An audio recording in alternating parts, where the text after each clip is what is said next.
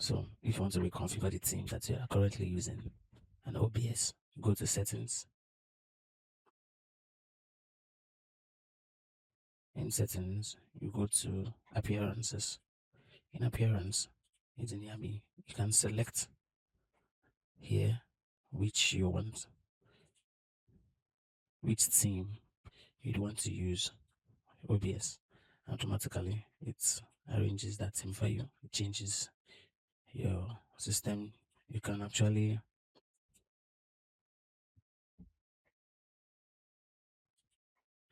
check others. You can see for light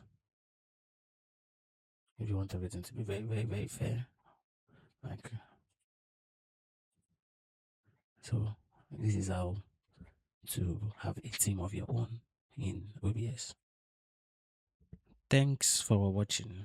This is Driym Media Enterprise. Small gear, big production.